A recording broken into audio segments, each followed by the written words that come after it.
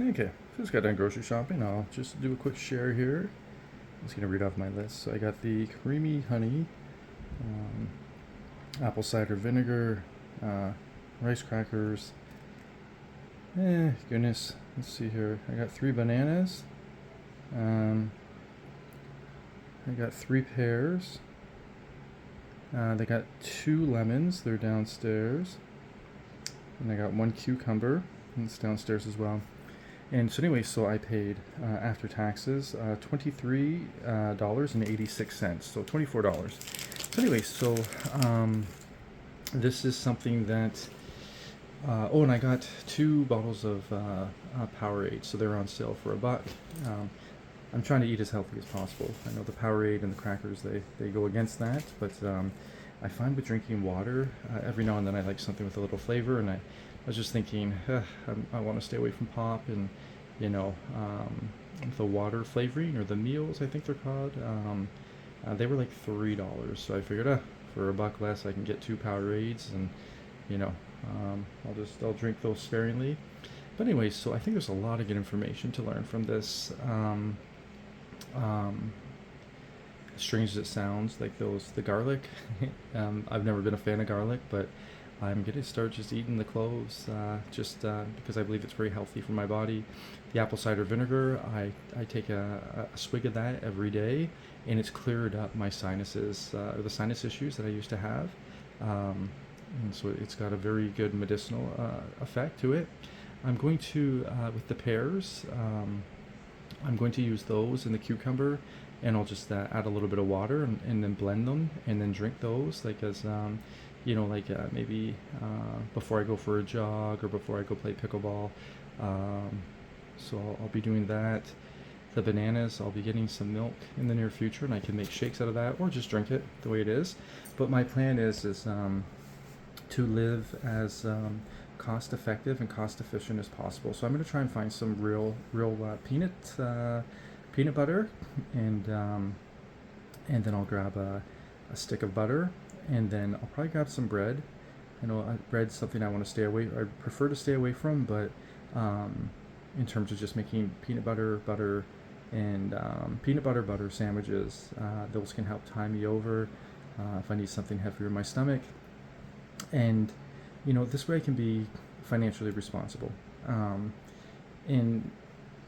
I can just make the best with what I have in the interim, and while I look for, while I go through this transition and look for a job, and then once I get more money coming in, then I can, I'll keep building upon what I have, and then perhaps like you know when I have my own place with a fridge, then I can maybe have romaine lettuce and some onions, and then cucumbers, and I can start making salads, and just building upon like the healthy eating.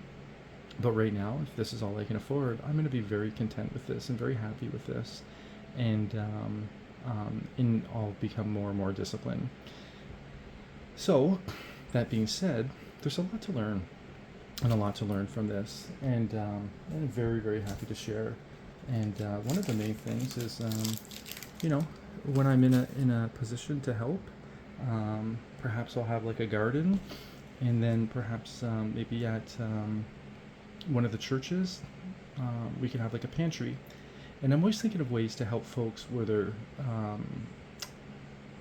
they're being dignified, so it's not like nobody needs to know who needs the help. Um, it's about meeting needs for others, and doing it in a way where they're dignified.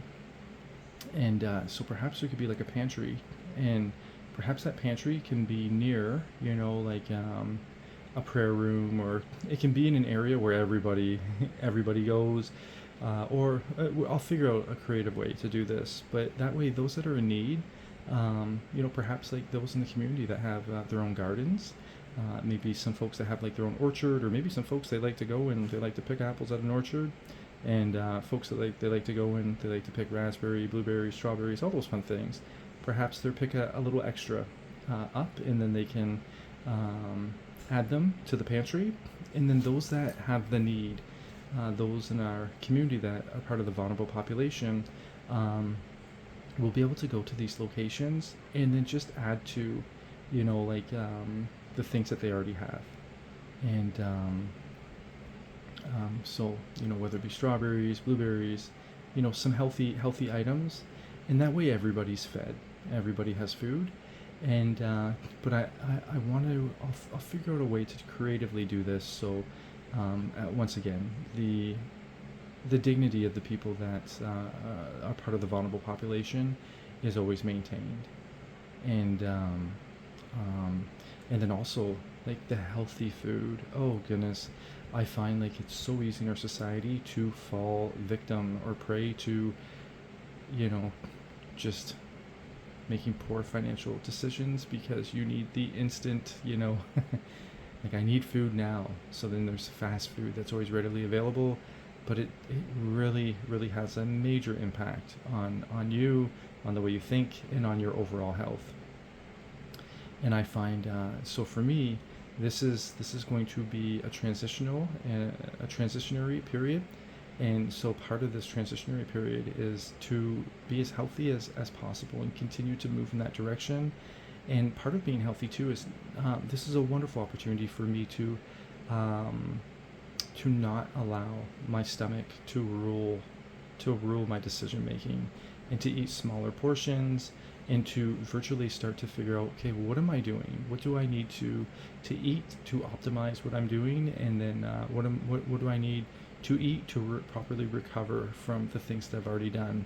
And so this is a wonderful thing to raise to the surface. Is there's going to be folks out there that they just don't have this information, they don't have this knowledge, but there's going to be other folks that not only do they have this information, this knowledge, they have it experientially. So you can see the fruit in their lifestyle, in their the way they eat, their discipline, but also, like, they're going to be calm. They're going to be very stable-minded in this and that, as opposed to somebody who, say, if you drink like energy drinks and can of pop after can of pop, or coffee after coffee, you're going to notice it, or others will notice it from a physiological perspective. Like, your hands will be jittery, your energy, you'll have like high highs and low lows. And so anyway, so folks will have the opposite. Um, they're displayed like the opposite reactions or characteristics than folks that are ingesting things that are not good for them.